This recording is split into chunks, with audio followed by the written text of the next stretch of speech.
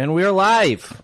Episode 1 of Welcome, everyone. Overview Effect Podcast. We're finally here, Thomas. We did it. We did. This is, I think, 29 years in the making right now. Plus or minus. Plus or minus 28 years in a few months. There you go. All within our tolerance.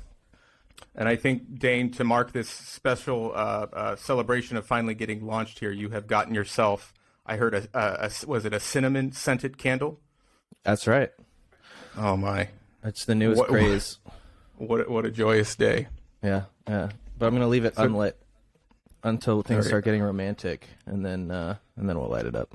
That's actually why the strip poker starts later. So we'll see if people want to hang around for that. I'm actually wearing, so I can make sure that the odds are in my favor. I've got like 8 sweaters on. Ooh, nice. Came prepared. I don't, but we'll see. But anyway, yeah, let's jump into it here. So you want to go ahead and give yourself a quick intro, Thomas? Oh my, we'll keep it brief, and we'll probably expand on it later. But my name is Thomas Dunlap. Anything science, anything physics, philosophy, man, that makes my brain go. I really enjoy it, and I look forward to having some great conversations with you, Dane. Hell yeah. Hey guys, everyone, my name is Dane Jordan, and that's kind of what Thomas touched upon was the sort of genesis of the idea for this. We were actually previously co-workers over at Meta and found ourselves often veering into very interesting topics that oftentimes didn't have to do with work, and so work would come in and we would be like, all right, well, let's truncate this, or let's get back to work. And so that's where the idea came into play. Like, let's provide grounds to continue those conversations, because I enjoyed them very much and found them very stimulating and engaging. And we uncovered some sort of shortcomings in our perspectives that we only were able to see through dialogue, right, and through discourse. When you would think about everything, we have our own sort of perspective, and that's what was fun to have, kind of spar with our own perspectives and see, what kind of light Thomas can shine on it and play devil's advocate for each other. And yeah, that's definitely the sort of mentality behind the genesis of this. And we decided Overview Effect Podcast would be a proper label, a proper title for it. And Thomas had a really good visual for that. I was going to agree with you too, Dane, in terms of the way I think about it, or something that's incredibly important to me is not to, is internalizing your thoughts and rationalizing. That's great. And I wish I spent more time doing that. Something I really enjoy, but making sure that you're not, part of your own echo chamber. And it's really easy to kind of convince yourself of something if you aren't able to hear how others maybe rationalize their position or how they come to their conclusion. And that's really one of the things that I enjoy quite a bit, is having intellectual conversations and thinking about different points of view on any given topic, to be honest, and being able to say, that I'm open to always having my mind change, or open to always having new input. New ideas that I can kind of use to maybe change my perspective and kind of tangent off of, or to think about things differently. So that's definitely something, as I've gotten older, that's been extremely rewarding for me. And that was one of the reasons why I thought so Thomas and I have been discussing the idea of a podcast for actually a couple months now. I recently moved to New York, so I had a lot of moving related expenses and logistics to deal with. And in the past few weeks, we had discussed why even, what's the point of a podcast? Like, let's just have conversations. We don't need to necessarily record it and put it out there anywhere. But I think the one that, at least correct me if I'm wrong here, Thomas, but the one that kind of resonated with you was the idea of opening the door to other perspectives. And Sean, because we have, I would say, similar perspectives in a sense on a lot of things, right? Which is great. It creates harmony, but also, as you mentioned, can lead to echo chambers, as you mentioned, and sort of a groupthink mentality. And the only way to sort of break that sort of mentality is to start vetting other ideas. And so that's why I think it's pretty exciting to be able to put this content out there and see what sticks, what doesn't stick, what resonates with people, what it may not resonate with people. And, I'll engage that in part of a conversation. And yeah, that's ultimately why we frame this as a journey too, right? Is this sort of exploration into these ideas of what can work and all these hypothetical ideas. And, who knows, maybe an idea that we discuss on our topic can ultimately lead to, some changes, positive changes for the world to see. So that's very exciting for me. And I'll add on, this is something that I was thinking about later after you and me had already come to the conclusion that we'll be doing a podcast. But one of the reasons that this is so important to me is to show something that I pride myself on is, again, being able to kind of change my opinion, change my mind on things. And I like the idea that I'm able to capture a snapshot, a point in time where I'm thinking the way that I do. I express how I rationalize how I came to a conclusion about something. And that'll change regardless if it's, from Dane raising absolutely horrible points, which, just wait till you see kind of what he brings up. Just wait. It's really bad. Tantamount to garbage. But those views change over time, right? And it's great to be able to have kind of a record of that, to remember a point in time where you thought a particular way, and to be able to reflect on that and, kind of grow from it. So I absolutely look forward to that aspect of it too. And that's something that is deeply motivating for me. And on the flip side, right, not only as a historical reference, but sort of pushing the boundaries. That was something we had discussed we actually took an extensive amount of time, several hours, to craft our intro that you guys heard roll out in the beginning.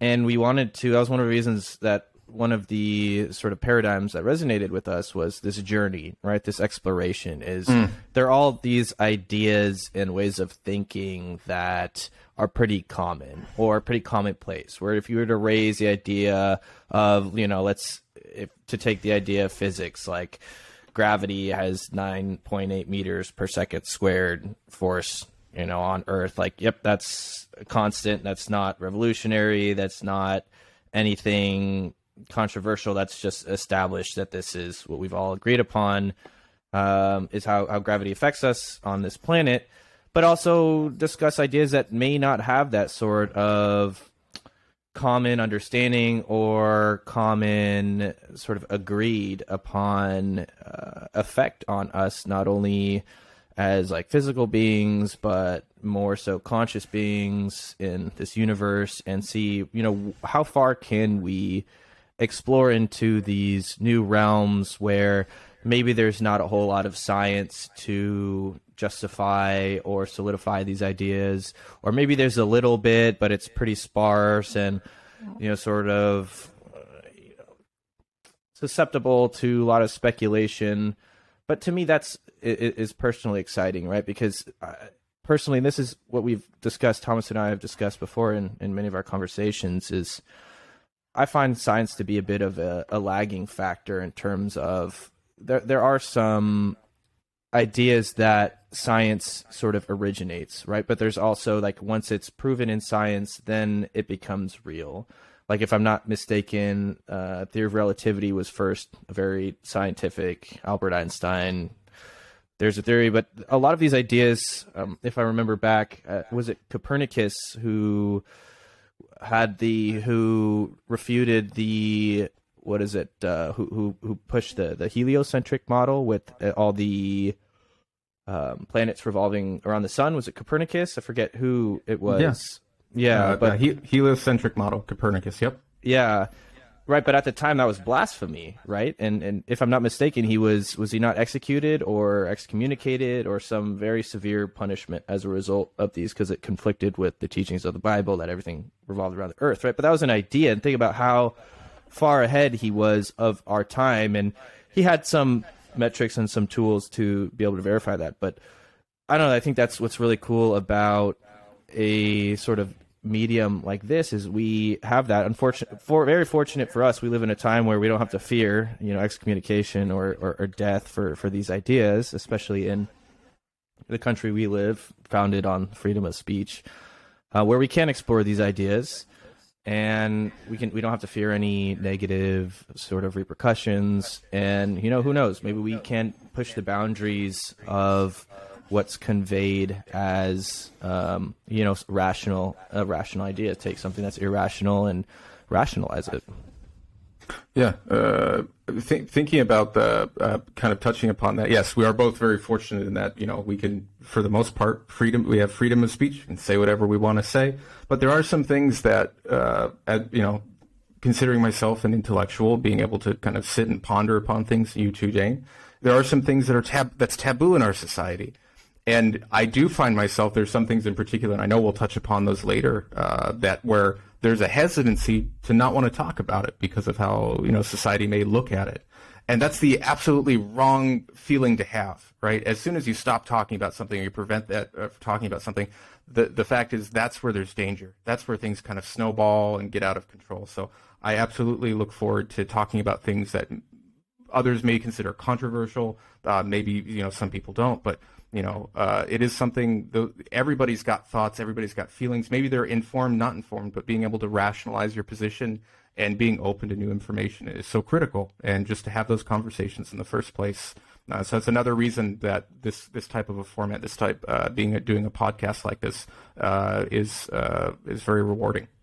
Absolutely. And that was one thing that definitely made a lot of sense with us when this idea came up, is that I think there's no such thing as like a bad idea. I mean, I think there are in terms of application of ideas, right? Like there's like maybe less effective ideas than others, right? But I think the thing that Thomas and I, or the thing at least that I appreciate that Thomas does and I provide, or I make a concerted effort to do, is to really kind of come in with everything open-minded. And although at the surface something may seem quite silly or non-practical, or you maybe even have this sort of knee-jerk reaction of, oh, that'll never work, or oh, that's dumb, or oh, that's stupid. Like, let's kind of like take a step back and kind of question ourselves, like, okay, maybe at first glance this seems dumb and stupid, but let's kind of dig into that more, and like what are the circumstances around this idea? Where did it come from? What are the motives behind promoting this sort of idea? Because there's always a whole bunch of motives behind ideas, some altruistic, some not so altruistic, and explore that at the very least. Give every idea the light of day and really dig deep into it to see like how much merit is this an idea? Is this something that is in a rough draft, still needs a lot more refinement, or is this something that is ultimately quite, can be quite powerful? Yeah, absolutely. I think one of the things with and think of these ideas is TED. I'm a huge fan of TED Talks. I'm sure you're familiar with TED Talks, Thomas. Oh, I watch them all the time.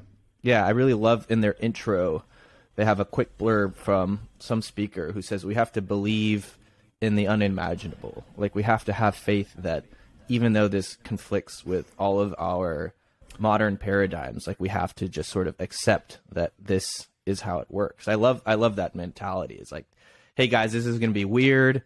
This doesn't make any sense. It conflicts with everything, but this is how it is. Like, we have to, let's kind of take this and as truth, and like an open and embrace it is, something very powerful. And it's something that the lessons are what you would tell your younger self, even though you probably wouldn't listen. I can only imagine me being able to get the chance to go back in time and say, okay, Thomas, 18-year-old Thomas, I trust me, you want to do X, Y, and Z, or this view that you have is wrong. And I can just imagine myself being like, that guy's a fucking asshole. I don't believe anything he's saying, getting into an argument with myself. But anyways, what I'm getting at is that there's some benefits to getting older, especially with the time that you think about things, or maybe why you land a particular way or feel a particular way. But I think that's a good actually question that I have for you, Dane, which is because that's what it made me think about. If there is a quality that you have that you kind of, I guess, in the vein of the topic or kind of what we're discussing right now, what do you kind of in terms of what's a characteristic of yourself that you really are you say defines you, as an individual that you're like, fuck, man, this makes me Dane. This is something I'm really proud of. I guess something that the first thing that comes to mind is being supportive of people. I find that I was having dinner the other night, and so I'm Jewish for our listeners. So I was at a Passover Seder, and a fun little yep. Dane, let me ask too. So I'm not very familiar with Judaism. So what's a Passover Seder for a layman? Yeah, so Passover Seder is essentially the remembrance of the exodus of the Jews from Egypt and sort of the circumstances around that, and the sort of historical, or not historical, but more biblical sort of context around that. Is it done annually, or is it? Yeah, done... it's annually. There's I think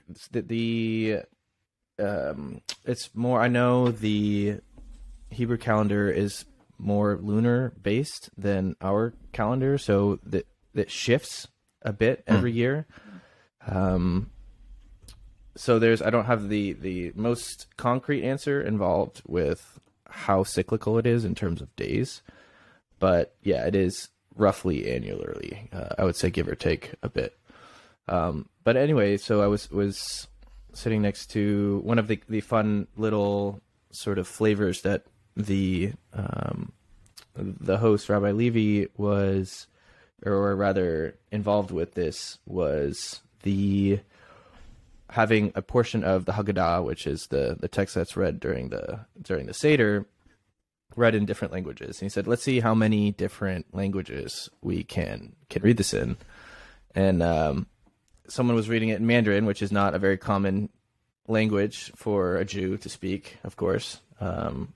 And I'm thinking Mandarin, and I'm thinking official language of China, right? It's Mandarin? Yeah, it's Mandarin, and I believe Cantonese as well, but I think Mandarin is the vast majority. But so Hebrew text is being read in Mandarin. Well, the English translation, he's essentially live translating it into Mandarin. I see. Yeah, and yeah, he was reading it, and unfortunately, a guest sitting in close proximity to me found it quite comedic because perhaps he wasn't quite confident in his reading of it, and perhaps not the best example. It doesn't necessarily shine upon me, but I found that I never laugh at anyone, regardless of in any pursuit that they are in. I make a very concerted effort, regardless of how much they may be struggling or they may not be proficient at whatever they're doing. The moment laughter is involved, then that is an energy that tends to only inhibit their desire to pursue this journey, because any journey in growing is fraught with obstacles. That's how learning works. It's pushing through challenges, understanding new material, questioning, absorbing these foreign topics that at first glance make no sense, and having to, really make a mental effort to have these foreign topics, become something that now you can recite and as well teach others at some point, if you get to the far end of the spectrum of understanding a topic. And what's your mindset when you're able, so being supportive? I mean, it's easy to say, I'm going to be supportive of you, Dane, I'm going to support you, but it's another thing to actually to kind of embody that. So is there anything to kind of shift your point of view to that you do and really able to empathize or sympathize, or how do you get into that person's mindset? Well, I just think about it that, I don't know, I kind of feel like all humans, in a sense, since this is just my personal perspective, is we're all kind of like brothers and sisters that just got dealt a different hand at birth, right? Some people were born in affluent countries, such as ourselves, and take a second to think about that. If we take a quick, digression here, or if we step back a bit, it's like, we were born in I would say, arguably the most powerful, if not, unarguably the most powerful and affluent country in the world. And for those of you who don't know, we're both in Zimbabwe. No, all the Zimbabweans, our immediate Zimbabwe viewership just plummeted. No. That's right. We're now banned from Zimbabwe. Yeah, that's a consequence that we'll have to live with for the rest of this podcast. I'm sure Zimbabwe has so many beautiful aspects to it, but no, we're in both the United States, and yeah, I mean, think about it. We were given. I mean, if you think about the access that we have to the things on a day-to-day that we want is not, it's really easy to think about, right, in Western culture, like, oh, we can go to the bathroom just down the hall, we can get some drinking water, but there are humans on Earth right now who don't have access to that, right? And we just sort of take it for granted. And so that's when we take a step back and we think about all these humans, like we could have been born in, what's described as a third world country where we don't have access to clean drinking water, 15 steps away from where we're currently sitting, or we don't have access to, anywhere to, use the restroom. So, now put ourselves in those circumstances and, think about how that would sort of define us or not define us. So kind of bringing it all back, I sort of view every human as, we were just born in a different place, different circumstances. And I find that those people who may not be so lucky, it's easier for me to understand any sort of shortcomings that they have to their personality, if that makes sense. Like perhaps they're a bit more angry, they harbor more resentment. Perhaps it's more difficult for them to be generous, either from a personality perspective or financial. I imagine there's both. But that's kind of my personal perspective is that those people who may not be the most shining people in the world have encountered obstacles in their life that they don't have the tools or they don't know how to navigate, and thus they've been stunted on their growth as a human being. I feel like all humans have a sort of growth trajectory that if we all can grow, I feel like the ultimate growth, and this may kind of sound a bit religious, but so for context for any listeners, Thomas and I are both, I would say, I mean, I don't want to speak for Thomas, but we've decided that we both look up to Jordan Peterson as a model of someone who embodies a lot of the characteristic traits that we strive to embody, especially through the means of this podcast. And one of those, an idea that he had recently proposed that was interesting to me, and I think this is why he is personally religious, is he looks at God as a sense of everything that is good, not necessarily as a omnipotent being that exerts will, but more so the best that a person, or a best that maybe not even a person in like a fleshy form can be, but just everything that is good. Yeah, fleshy. a fleshy form. Fleshy form. Yeah. A fleshy form. Yeah. No, I actually wanted to touch upon it, and not to interrupt your flow, but I want to touch upon something you said, because I think that that's actually should be reflected upon more, which, if you look at genetic differences between you and I, Dane, it's like less than 1%. It's something, It's like less than a tenth of a percent. It's something silly like that. We're so, on paper, in terms of you'd say that, yeah, they're pretty much the same difference. And so I equate that, or I think about that as hardware. We have the same set of hardware in terms of how our brains are kind of wired, in terms of maybe, in terms of we're both, I would assume, for the most part, average. There's not too much of a difference between us. And what you talked about in terms of the kind of the opportunities that people have, or the lack of opportunities, that software that they're basically building upon and that's learning to navigate, that's the difference. That's really the difference between us. That's the difference between, me, Thomas, being born in the United States, growing up as a Christian, and me, Thomas, being born in the Middle East and maybe growing up as a Muslim, right? That's the impact of our environment on, our software that's running on this hardware. And so it is a good reminder for me too to think about that, because there's really not that much of a difference. And that actually leads to something that's actually kind of hard to accept, is you see people that do maybe these really horrific things in their life, or you see people that do truly great things. You say, fuck, let's take the positive one, say something that does some, truly great. And, whether it just be altruistic or, maybe it's just because we think that they're the next level genius, chances are there's not too much of a difference, right? They're within the same realm. It's just that they're being applied in a particular way, their life experiences. And it helps make it really relatable when you see somebody that does something different than how you would do it. Is that we're all just trying to figure out, how to navigate, to use a software to best run on our hardware to actually navigate through all this. And so I think about that quite a bit when you said, in terms of being able to support somebody. There's just not that much of a difference between you and I. Really, it's kind of a reflection of ourselves and who we are. So yeah, that resonated with me. Absolutely. Yeah. So when you say that, like, support, I think to a degree, it's not a unanimous support, right? I would need to understand the motive or understand a bit the circumstances around, right? Because I do not support all things, of course. Support in the sense you don't look at them and say, well, I'm fucking Dane, I'm better.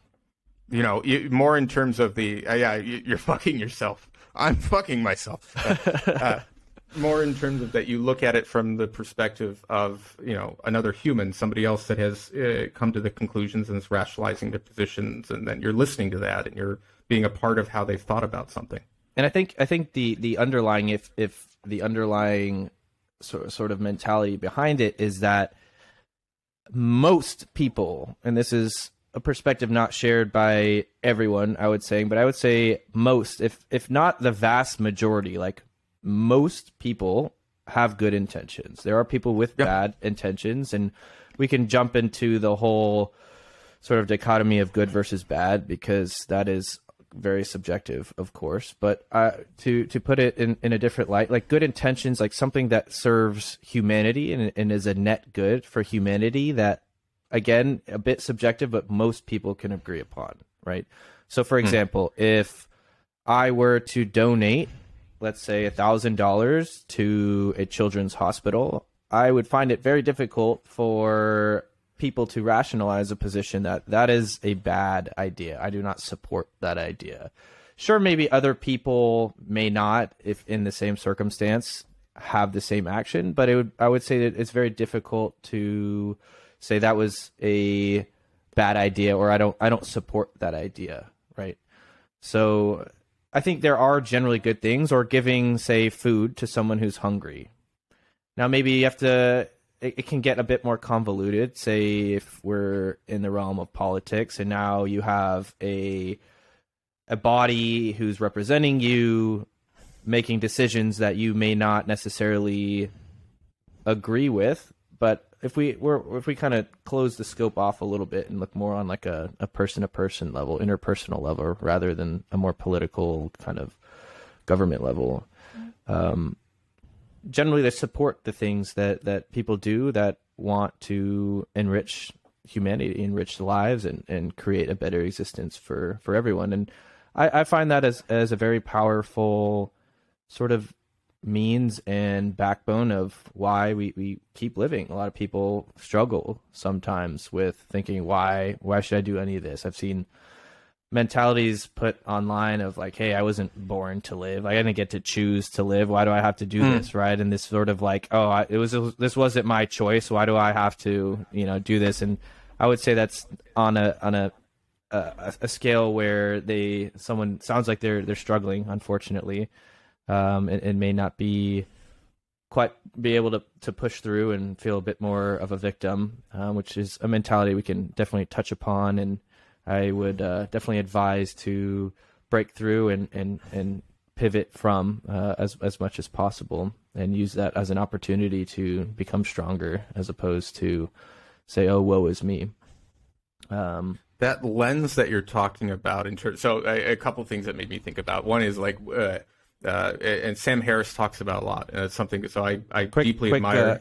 So Sam Harris, if you want to give a quick blurb about him for anyone who's unfamiliar. Oh my! I'd want to actually pull up his.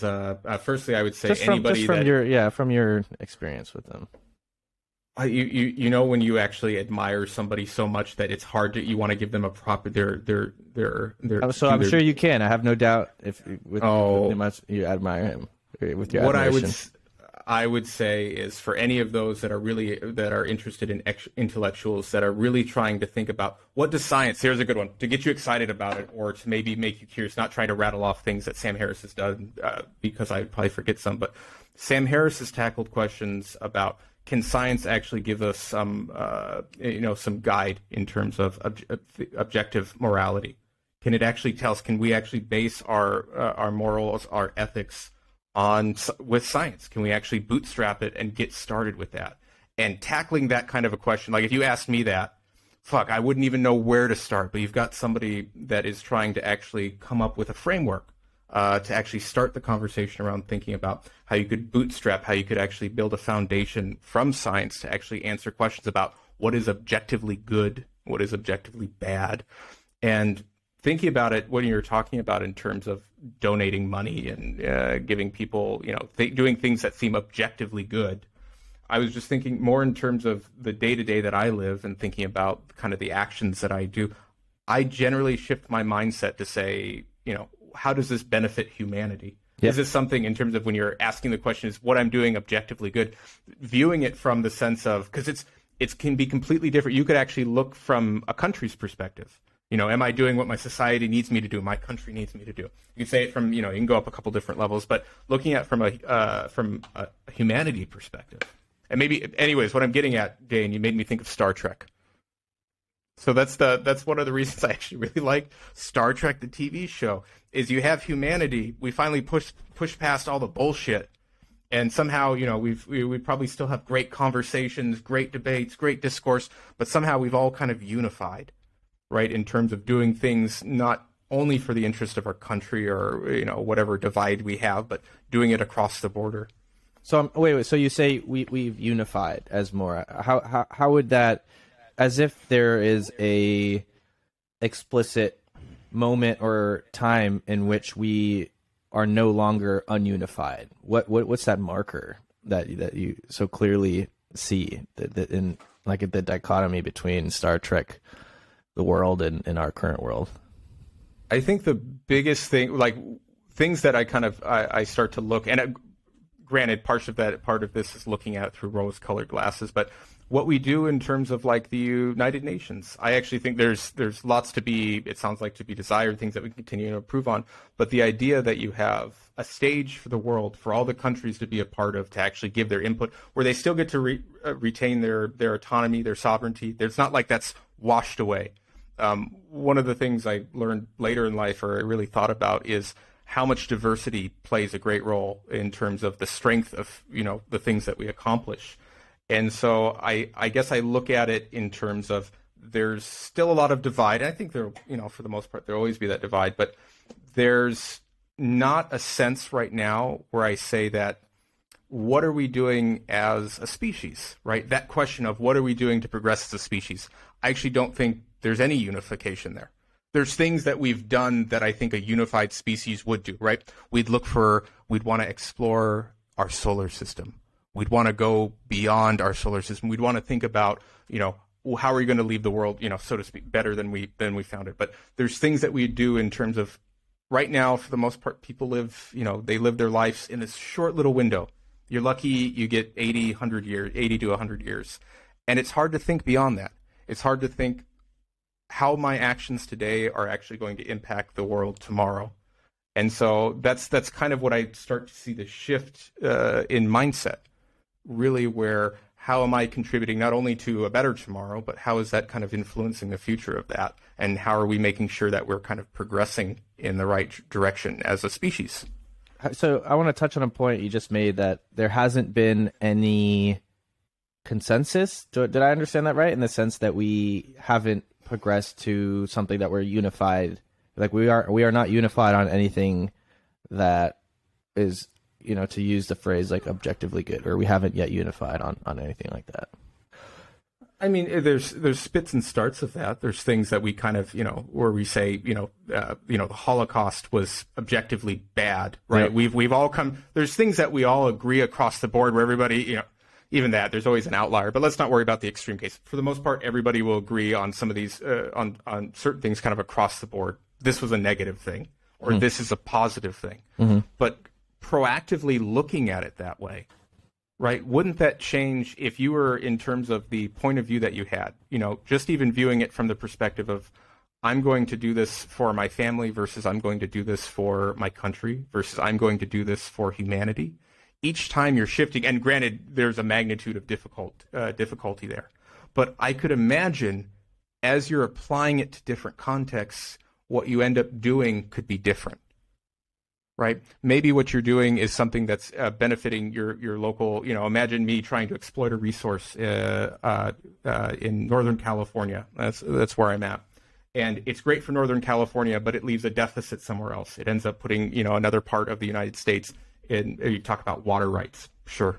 Maybe this is somewhere we're starting to, great for California, bad for Colorado, something like that. So asking that question is this good for California? My answer would be yes. Is this good for the United States? My answer would be no.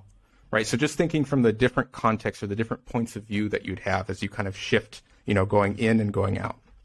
I think that's where I think that's a very astute point that you made, that the scope of which a deed is done drastically changes the sort of perceived morality behind it, right? Because if you think about it, if you, for example, you completely deconstruct society, and let's say we're all, jump back however many tens of thousands of years to where we're all still monkeys. And let's say a monkey grabbed some fruit from the tree, put it on the ground, and was distracted by something else, and another monkey took the fruit. If you saw a monkey took another fruit from another monkey, it was like, oh, that's a bad monkey. Like, he did a bad thing, like, that's a bad monkey. It's just like, oh, he just sees an opportunity. Like, that's the way it works when you kind of like look at nature. So it's interesting, right? You scale it and you kind of think, you look at it, you look at like theft as in a more modern day example, or more perhaps relevant example, right? Is you look at the scope of someone stealing something, like what is the circumstances that they are in? Perhaps they are extremely impoverished, which I would not be surprised if that was the case. I don't have any statistics off the top of my head to justify or rather correlate the poverty level versus thief level, but I'd imagine that poverty increases quite linearly with the lack of resources. It's like, well, this person, right, sees this institution, for example, let's use like a massive grocery chain like Safeway or Vons, and they say this grocery store can bear this loss, like this will not detrimentally affect the company in any means, but I get to eat for a day, right? And it's like, there is a frame in which, like, as a greater society is shunned upon, right? And we have laws against, because that does not promote what we would agree upon as a greater good. But in that sort of very small scope of just this person needs to survive another day, it's understandable, although not agreeable or, promotable, or a necessary behavior I promote is it's like, is that, how would it be too far-fetched to say that was good for the human? I mean, in that moment, trying to rationalize and support. I mean, I would obviously not condone it, and of course not provide that as an option to do it. But circumstances like that, you kind of think, and of course, then I guess the question kind of comes around, like, how do we lead to a more productive version of that? But that's kind of That's next week, where Dane has solved. He's actually figured solved out crime. objective. Yeah. Yep. Solved crime. That's the goal. The new goal of this podcast. We're going to solve all crime. What is it? The dog McGruff, the detective. Yeah, I remember that. Dane. Yeah, it'll be Dane. That's it. You figured it out. Well, yeah, but one of the things that I was thinking about, which is where I talk about, going back to my rose-colored glasses and thinking about Star Trek, my Utopia. One of the things that I think about a utopia like that, they would not have. I mean, hunger, like we're talking about right now. I mean, you'd never be hungry again. That's right. No one's ever hungry. No one's ever hungry. Everybody's just fit. We've solved hunger. Shredded. Yeah. Everybody's shredded. But you think about, and this is actually one of these kind of amazing. I don't want to say facts, but one of these kind of amazing conclusions that we've done in the 21st century, which is we have the technology now to solve world hunger. Whether or not we practically apply it and say that this is our focus, this is what we're doing as a society, as humans, to make sure that no human will ever, go hungry, or it'll be such a rare, it'll be one of the, it'll be rare that it ever happens because there'll always be food. We figured that out as humans. We can produce enough food for the world. That wasn't, you go back 200, 300 years ago, that wasn't the case. You take all humans, the technology wasn't there, or the manpower to actually do that. The agriculture wasn't there to support it. But this is something that's one of these kind of this really weird conclusion, which is, as a society, through technology, through our the amazing accomplishments we've done, we could solve world hunger right now. That's there. But as a society, we haven't chose to actually go after that. You see fits and starts of that. You see people making great headway in that. But you could just imagine going back 300 years ago where that's not even on the table. That's still one of these great hurdles where nobody knows how, that there isn't any way to actually rationalize and say, well, this is how you would do it. We can do that today. And so that's kind of an amazing fact. And at the same time, it's kind of I'll use that word. Yeah. What do you think? Let's explore that a bit. What do you think are some of the factors? I recently finished reading a book that actually contradicted with a few points to bring up Jordan Peterson again, made on his most recent appearance of Joe Rogan. For those of you familiar with Joe Rogan, I imagine most people. But he refuted the idea of, and we're getting again. So Thomas and I had a couple of topics that were let's kind of steer away from these topics. Those being pop culture drama, of which we both share very little interest. What's in Dane's closet? That's a big one that we're purposely. Yeah. We're not going to talk. Sorry. Closet. Yeah. Not going to talk about that. And and we're not personally super, and like sports. I respect sports in general, but just personal interests we don't share much of. But to touch briefly into it was the idea of UBI. So the book was called Utopia for Realists. I forget the name of the author. It was an interesting book. I would say it's a bit provocative to use that word, or interesting in the sense that there have been studies that have, at least that he went over, that have proven that giving people money in general helps most people, not all people, but those who are in an impoverished state. Just a uncensored, just raw, here's $1,000 a month, do whatever you want with it. If it's to buy more drugs, if it's to buy more alcohol, more cigarettes, then that's what you're going to do. And he made a point that it took 2 or 3 years for those who were chronic alcoholics or either living on the street and perhaps smoking cigarettes, what have you, doing, inhabiting sort of habits that we would generally try to steer them away from. All right. Welcome back, everyone. So, Dane, you were just telling us about, or you're bringing up about Jordan Peterson's views on Utopia. Is that what it was? Yeah, and I think he had made a note that one of his clients, that giving the person more money would not have made his situation any better as I believe he's an alcoholic. And so I said, okay, perhaps that's a data point of one, though. We need to expand our boundaries a bit outside of, a singular person. So I'd be curious to hear what his thoughts are on the studies around universal basic income and its efficacy and its ability to raise people. I mean, the title of the book was pretty bold. I would say anyone who, I guess, broaches the topic of utopia, has to have a bit of charisma or chutzpah, to use a Yiddish word, to bring that up in a way that people would actually be interested in hearing, because I would say that's a pretty far-fetched idea. Although, I guess, again, bringing the whole perspective frame back into mind, we could be living a utopia today, right? you know? I really like that. Yeah. I mean, so on that note, you look at the past 50 to 100 years, like the fact that you're alive right now, or especially if you're in a privileged country like the United States, the fact that you're here right now, you have access to the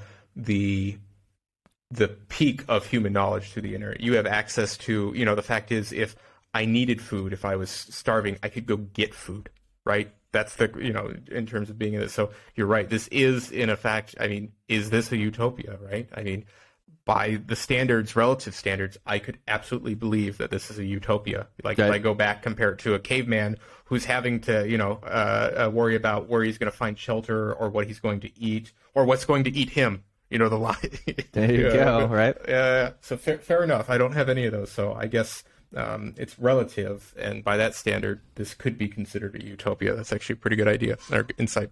And that's what's exciting to me too. Is like, all right, if we're in a utopia right now, based off of 1,000 years ago, 2,000, 5,000, what does a utopia in the future look like right now? Right? Is it possible? This is a question I asked at the Seder last night to some of the guests who had come. Is it possible to remove, or like the idea of would we be able to trust enough people in the world where things like physical security is no longer an issue? And his question was pretty quick rebuttal of no, there's no way that would ever happen. But what if we could all evolve as human beings to not have to expend finances and mental energy to protect one another from each other, right? And we could trust one another enough to put all of that in money. Like, you think about that on a more macro scale as opposed to a micro scale. Like, what if the entire world all came together to the consensus that we will respect each other's boundaries, and we will like the whole world will demilitarize, right? We will no longer need, perhaps maybe on a, I mean, it's a difficult and challenging, I think, reality or world to imagine, because to a degree that leaves everyone vulnerable, right? But I think vulnerability is an extremely powerful mentality, and something that I generally support people pursuing, being vulnerable in more things, because it only allows trust to be built and genuine connection to be made with whomever they're being vulnerable to, as long as it's not abusive, of course. But like, say a world where we no longer need to spend tens, hundreds of billions of dollars as a species in these devices that enforce, geopolitical boundaries, and instead we can put all that money into, exactly like you said, solving world hunger, or completely removing poverty from the world, where no human being ever has live on the street, right? Well, I'm still kind of on that. That's actually kind of one of those a good shift for me when I'm thinking about that, which is there's a sense when I describe or talk about utopia that it's fixed. Yeah. And what I mean by that is that my utopia is your utopia, that we all know what utopia is. Like it's in the, it's almost, there's this, it's not subtle at all once you think about it. It's really stored that what I would picture as an ideal utopia could be drastically different to the point where it's almost opposed with your utopia. And so that's another interesting thought. I definitely reflect on that more. Yeah, where would you say? I mean, although that does still come into play with the topics we were discussing before as like an objective good, right? So like, what if this utopia was a manifestation of that objective good? I agree with the fact that there will be different definitions, and that utopia isn't fixed in the sense that no progress ever has. I mean, there is, I guess, discrete goals that one can accomplish. Like, hey, we've lowered the rate of like child mortality down to less than 1%. Like that's goals, that's progress, right? But there's always more progress to be made. Progress is never done. There's never a full progression, right? And so I agree with you when you say there's no fixed utopia, in the sense that utopia will always be better than what is currently available, and that there is no absolute best, right? Yeah, it was, I was just thinking it's that it kind of is analogous to me, or the way I'm thinking about it right now is that you look at when people make predictions about what technology will be like in 10, 20 years, the 1940s or 50s, we're on the moon, we're fishing on the moon, or silly things on the moon we have moon bases and all these different things. And the idea that you could apply that to utopia, you could try to predict what it would be, but there are questions that will arise along that journey that you don't even know to think about, that you don't even know if that should be a part of the utopia, right? You could imagine all these complex things like we talk about today, like transgender, right? That wasn't anything we talked about in the 1950s. That wasn't anything that we would have thought would have been in our utopia, right? Where we'd have to actually think to ask that question is, what would a utopia look like for, people that identify themselves differently? It wasn't a question. It wasn't anything that was thought about. So we don't even know the questions to ask or to the questions to think about what this utopia would be like yet, because they haven't been thought of yet. They haven't been societally, it hasn't been a challenge. It hasn't been something we've been faced with yet. So that's definitely an interesting thought. Although I feel like there are some things that are pretty concrete, right, when it comes to progress, right? Like death, adolescent death, and We can start to bring it down a little bit. We don't need to get too far out there. But there are some things where I think that almost in every version, almost in all versions of a utopia, you would see it kind of an underlying theme, right? Where these things would be solved for. So I agree with that. Yeah. A lot of those were illustrated in the book Enlightenment Now by Steven Pinker, which is, fun fact, Bill Gates' favorite book. It's basically an annotation of, I want to say, somewhere around 200 different graphs, which, if I'm not mistaken, is available on ourworldinData.org. Are you plugging? What's that? Take my money by check, Steven Pinker? Yeah, no. I believe it's available for a limited time only. Using discount code overview effect 20 for 20% purchase. Yeah, that's right. Someday.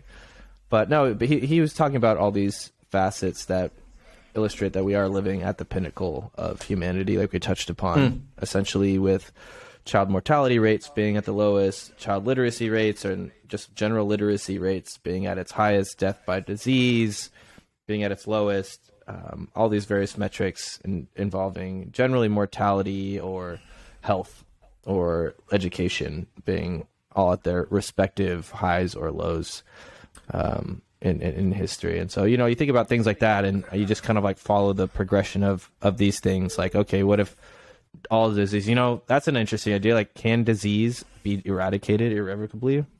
I have a funny mental aside that I was just thinking about, which is what you're talking about, the idea that you don't know that you're in that utopia. Really, if we could, predict the future and we're able to play that out, that you actually find out that this was as good as it got, right? In the 21st century, we achieved this pinnacle, right? And the idea that you're driving, like when you're lost or you're trying to follow the road signs or the highway signs, you're driving down the highway, and then you see, utopia, and it's in the rearview mirror. You're past it. You're 20 miles past it. It's in the rearview mirror. You're already too far. And so I was kind of thinking about it like that. Where that means that's into dystopia, right? That's naturally, right? More that you're kind of like this, we kind of reach this pinnacle and then we're moving away from it now. Maybe that you actually start where, that the fact is, and a really simple way to, that resources are finite, right? And so at some point, granted, we might come up with alternatives, but the exploitation of a particular resource, because it's just easy to get, right? There's the low-hanging fruit in terms of being able to get coal from the earth. It's really easy right now. Yep. And fortunately for us, our generation, there's very little repercussions that we see right now in terms of, you see that it's going to get worse and worse and worse in terms of climate change, but we see very little impact from right now that really disrupts our day-to-day. The fact is, we're still able to do everything that we want to do. We still have all these resources, but you could just imagine that there is this kind of this peak, and potentially that's in the rearview mirror. Look at World War II, I would say absolutely. Although from an economic scale, the United States is great for the economy, which is a very strange sort of indirect or direct, I guess a silver lining to a degree, but I would say most generally in a grand scale of things that global wars are a net negative. But you could see that as like a local trough, like peaks and trough, right? We worked up to the 1940s, and then World War II happened. Although economy was, wartime economy is generally good, which is a bit strange. And maybe we can discuss that a bit more in the future. But right, just like mass genocide, we're killing each other. A lot of death involved around power conflict is generally not a net good for the world, and a bit of again, the like recession in the 1920s. That's a bit of like a trough whenever there's economic hardship. But yeah, I would say there's never, it's kind of like a dance, right? There's never any straight line. I think that's pretty easy to, or pretty similar to individual life trajectories. Like there's never any like straight line of progress, right? It's always just kind of like zigzag. I'll throw one at you because that's what you made me think of right now, which you're talking about, you would say, I don't think anybody would disagree what happened in World War II. There was awful things that happened in World War II. But you had something, silver lining was the right phrase, you had something great come out of it. So what if what it takes to get to the next magnitude, the next level of, this utopia is actually something almost catastrophic happening? What if it took, a meteor heading towards Earth for, to kind of reach that new age, or that ingredient or that variable says that there needs to be some great obstacle that's placed in our way to actually overcome it. That's a very pertinent thing, especially with the whole situation you see, overseas in Ukraine right now. Like people find new meaning in life, and that was something that was discussed as well in an episode I'd listened to of Joe Rogan recently, where these people have this renewed sort of sense of belonging, not only belonging, but purpose, right? It's like, hey, we are to unite against this common enemy that is, the Russian forces. And it was discussed that, after war is over and they're done and you kind of get into this, he had talked about a movie that was quite interesting. I don't remember the name of it off the top of my head, but it's got to be Gattaca. No, not Gattaca. It was basically illustrating the point of that war is such a like heightened state of being that once you come back into this sort of hum and drum way of life, that it's just not nearly as stimulating, and people miss this sort of camaraderie, this fighting for a goal sort of mentality that they have only been able to express and become like intertwined with in a wartime environment. And you almost need, and that was also an idea, is like you almost need struggle in order to give people like this sense of purpose and the sense of and it's the tying that back to what I know that's often a challenge when people talk about universal basic income, right? Which is, well, if you're going to make sure that I have what I need to survive, then why am I going to do it? Why am I, is there going to be a reduction in entrepreneurs? Is there going to be people who are kind of complacent? I mean, what's the purpose if you're providing for my way?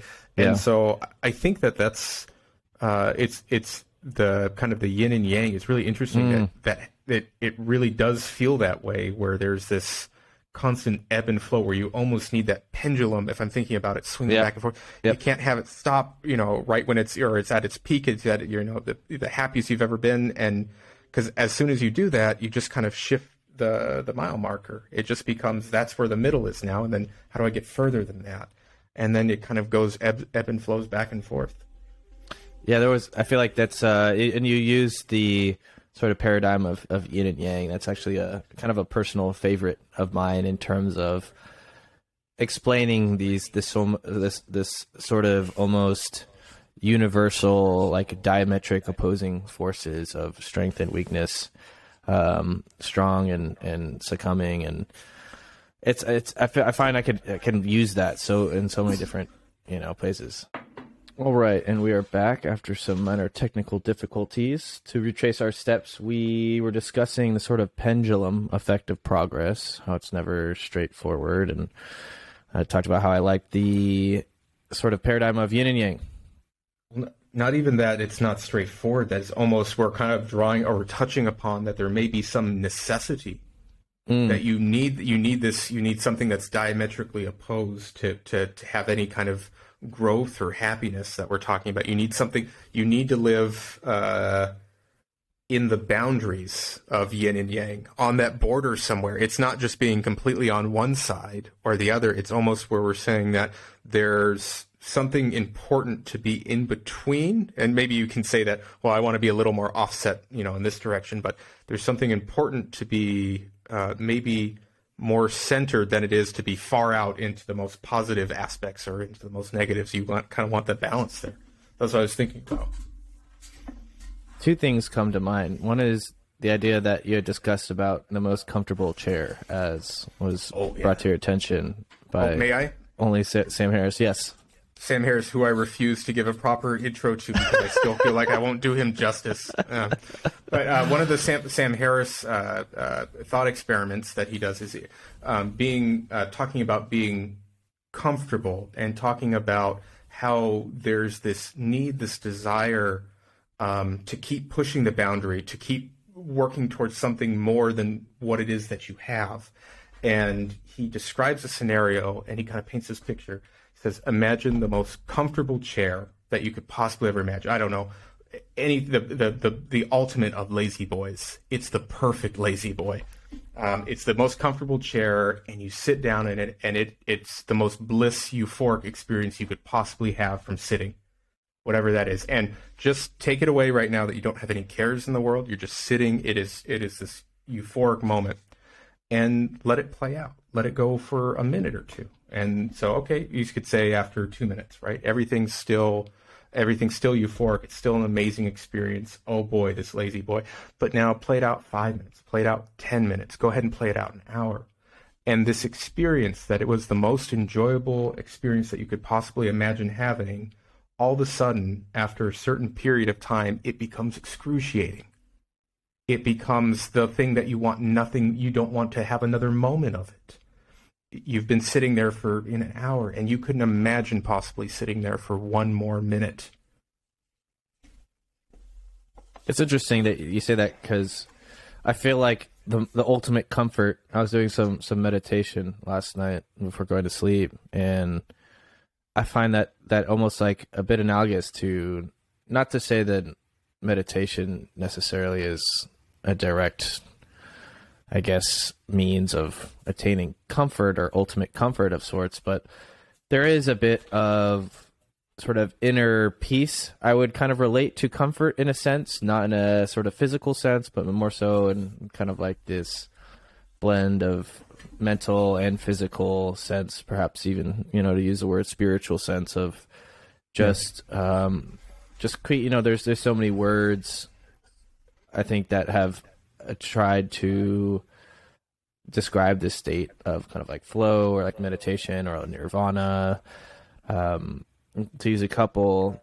And I kind of use that, like, I know there's like, if you're in this state of trance or meditation, that it can be very comfortable and very, although I don't know if I would use the word comfortable per se, but I would say that's not necessarily out of the scope of the vocabulary I would use to kind of describe, that state is like comfort and peace and like being okay and appreciating sort of the beauty of the moment, right?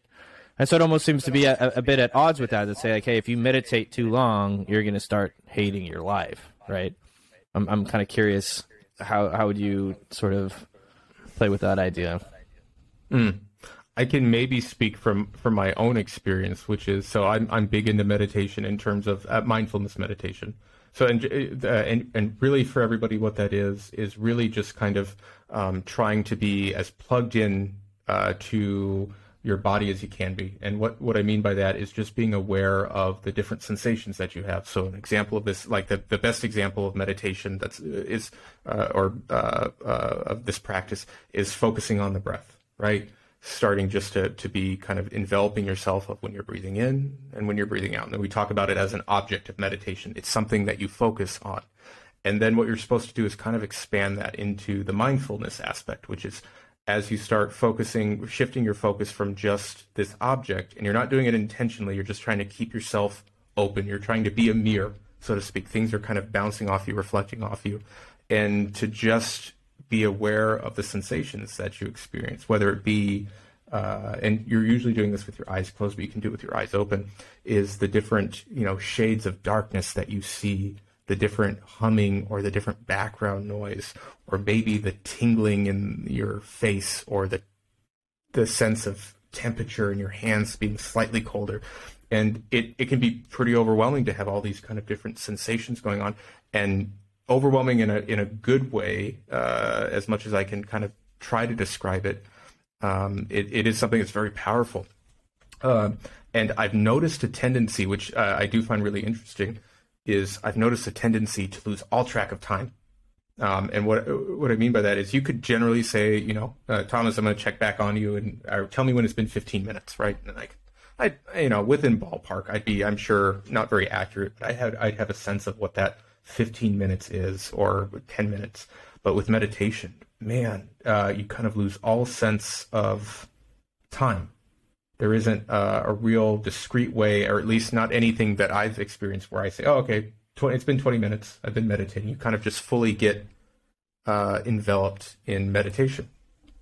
That being said, though, there still is the sensation. So this mindfulness practice that I'm talking about, you still feel all the sensations that, the scenario we're talking about of sitting in the most comfortable chair you could imagine.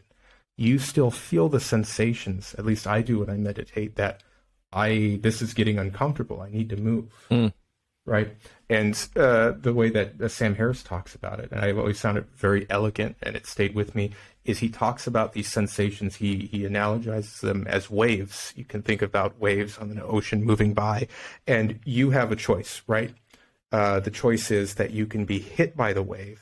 You can kind of give in to that emotion and, let it dictate maybe what your next move is going to be. Or you can just be aware of that. You have a sense of it, and it'll pass. It'll move on. And then maybe, there'll be a bigger wave right behind it.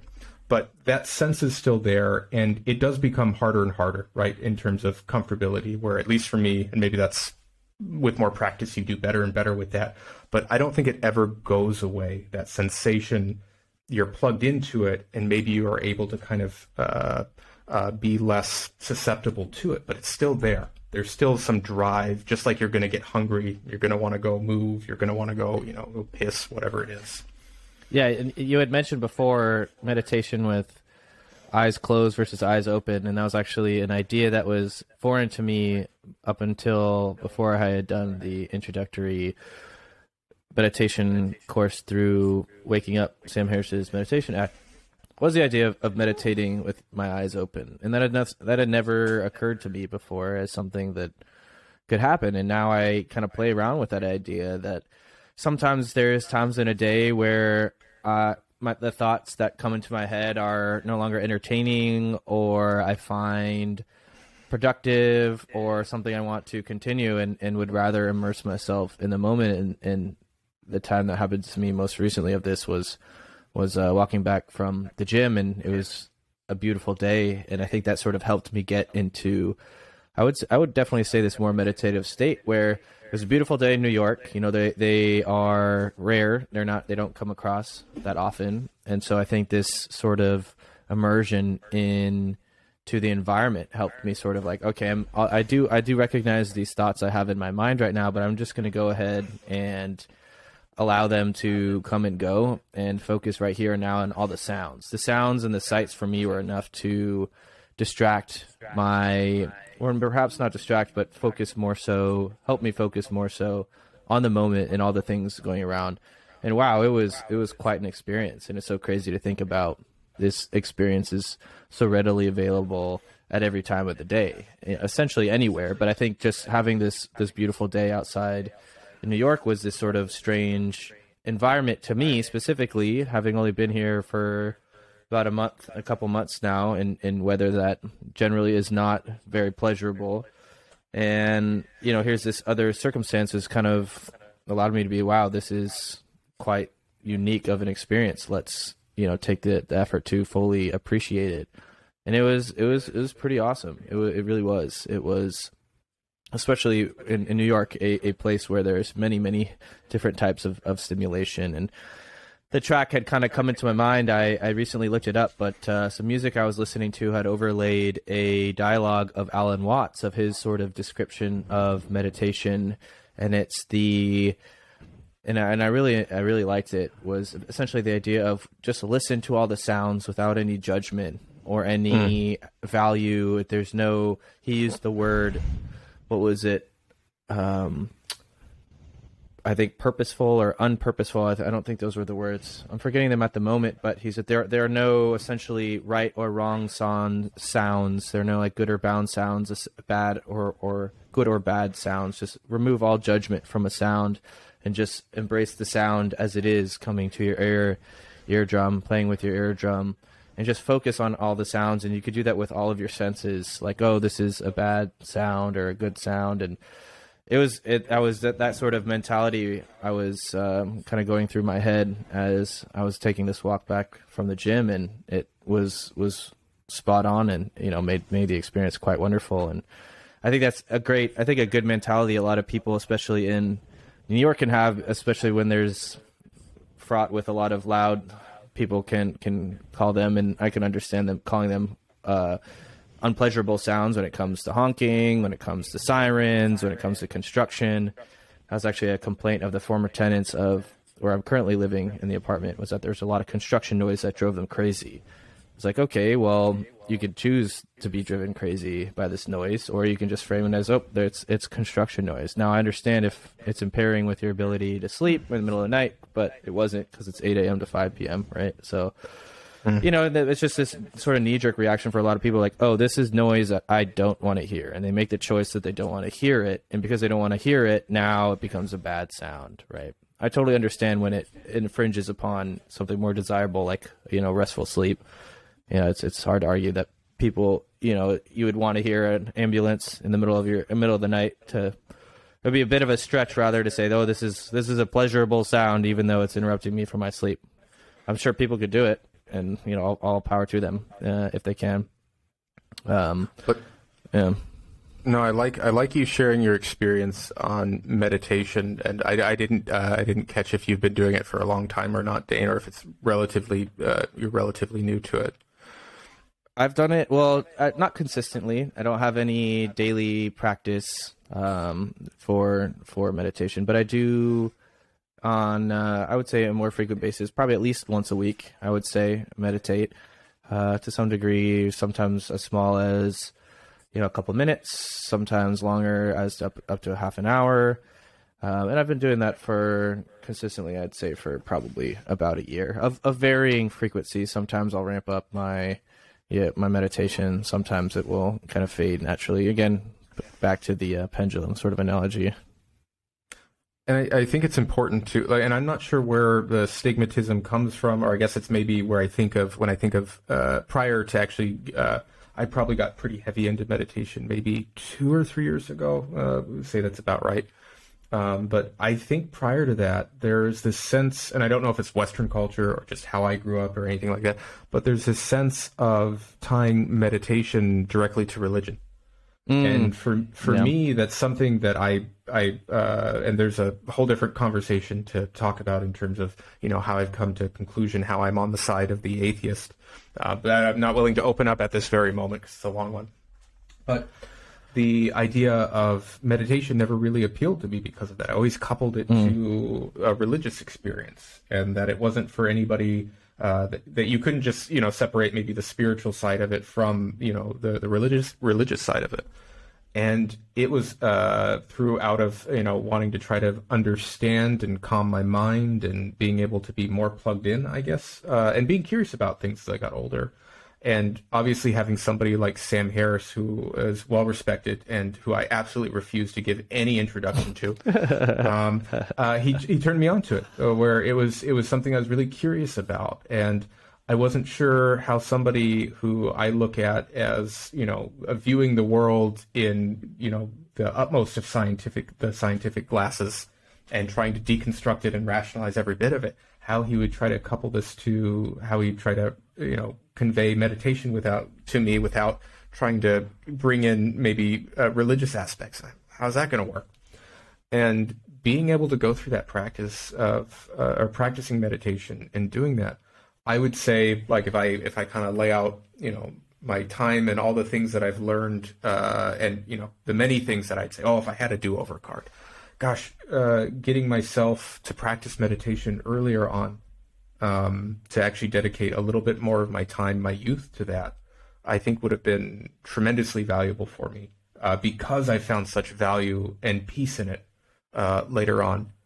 It's a very unique experience. It's really hard to relate, and it's, as an aside, I really enjoy listening to people talk about their, especially people that are more scientifically literate, or maybe are practicing scientists or in some kind of ology, scientific field, because there's this translation game that happens. Our vocabulary isn't really great in terms of trying to describe these kinds of experiences. I mean, by their own definition, they're really hard to describe. Their feelings, it's really hard to convey, Dane, this is what the color red looks like. Let's see how successful you are with that. It's really hard to relate these experiences. And you'll hear this initial, like Sam Harrison, when he's talking to other people about meditation, you actually find out that there's almost like where they need to sync. They almost need to do a handshake at first, so that the terms that they've used to describe their experiences, they almost need to agree on what those terms are, to then they're in sync, and then they move on. And I've noticed that you kind of feel this sense of, when you go through these experiences of meditation, get a taste of it, you get this sense of almost like being kind of a kid again, with that level of curiosity. And you want to describe it. You want to go tell people about this experience that you had, and you want to see if they've had this experience. You want to share in it. And it almost feels like you're a kid, because you're trying to describe it to the best of your abilities, but you realize that your vocabulary isn't really geared, isn't sharpened in that regards to be able to describe this experience. And so it's really challenging. It kind of reminds me of when you go to the doctor and they say, 1 through, which face describes your level of pain. The one end, there's the sad face that's going to blow his brains out, and the other hand, there's the happy face that's being jerked off. What face are you in between? And so, what's your pain level? And that's kind of what it reminds me of. It's really hard to describe the experience, but it's something that I absolutely don't regret investing the time into, and I found it deeply satisfying for myself. Absolutely. And I think on that note, we'll cap it off for episode number 1 of the Overview Effect. Something pretty profound experience we've both shared, and I think that's a kind of great note to end it on for all you viewers out there. Definitely highly recommend meditation in some sense or form. And thanks so much for listening to the first episode, and stay tuned for the next one.